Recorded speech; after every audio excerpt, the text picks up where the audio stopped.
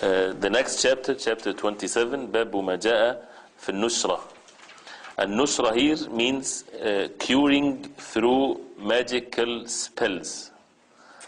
That you seek cure. A person is already afflicted with magic or black magic or whatever, and he seeks cure.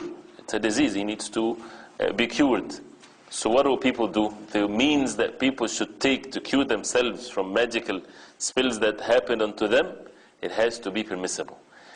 What people do, some of them, they would go to a magician, right, to seek cure by a magician, that he would figure out where the spell is, right, where it's hidden at, so that it become untied and then they will be okay.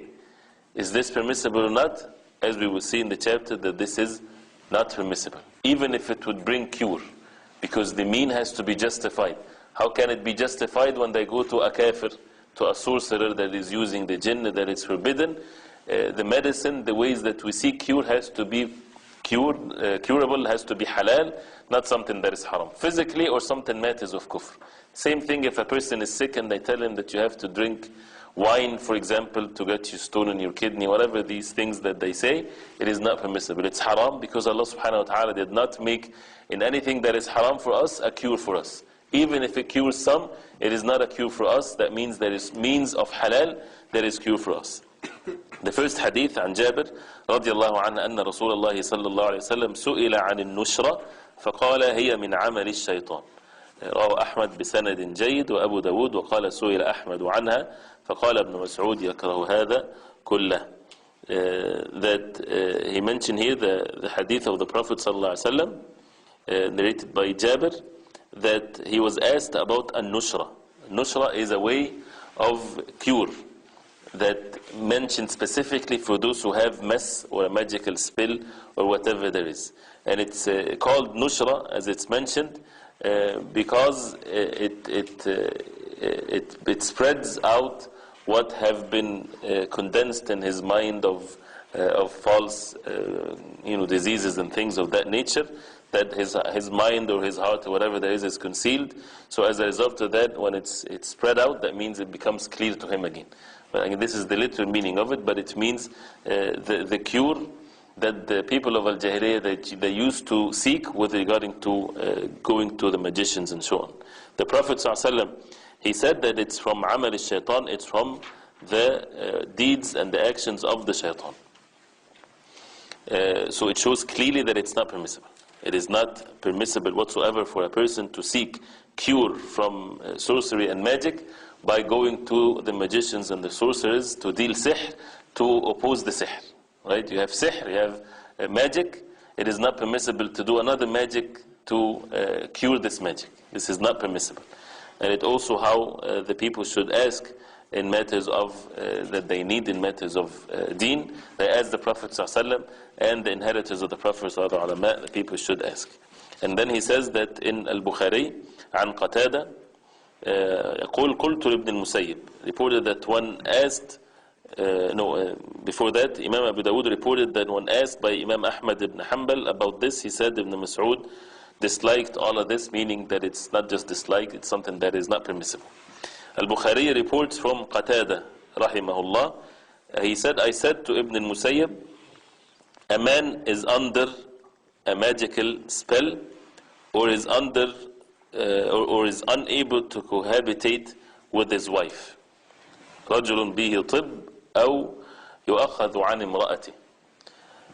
Should we treat him by a nushra or apply some other means to cure the spell or the sorcery? This is a fact that can happen to a person. A person is affected by a magical spell, he is not able to cohabit with his wife, right, as a result of the act of sorcery.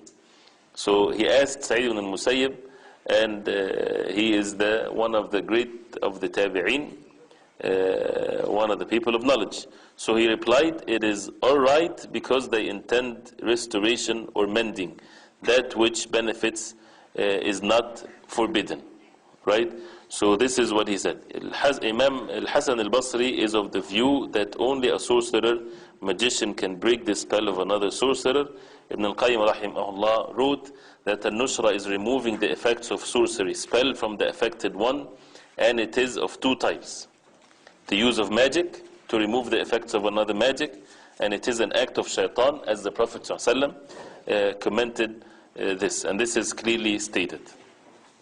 The effect of magic can be removed, the second type, can be removed by making recitation of Quranic verses, by offering legitimate prayers, as well as by using pharmaceutical preparations. This type of nushra is permissible, so it depends on how the word is used. If it's used to remove the effect by another magic, this is not permissible. And he said, to which the comment of Imam al-Hasan al-Basri applies, it means that the one who performs sorcery and the patient both get closer to shaitan by that which he loves, shaitan then removes the effect of magic from the afflicted. So that means it happens, yes. If they go to the magician might be able to remove the effect of the magic spell or so, right? But still this is not something that is permissible, although it has a clear cure.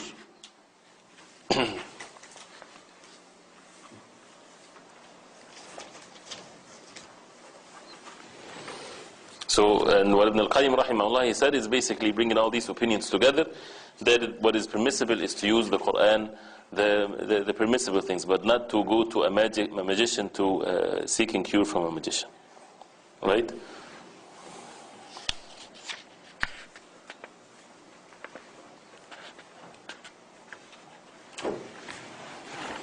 So again, what Sa'id al-Musayyib, he said, he did not mean that it's permissible to go to a magician to cure one's spell or so. He did not mean that. He meant the things that are permissible, that would cure the person. Definitely it's something that is permissible, right? So they did not approve of it. They made it not permissible, as the Prophet ﷺ said. So clear this chapter. So it's not permissible to cure oneself with magic by going to magicians.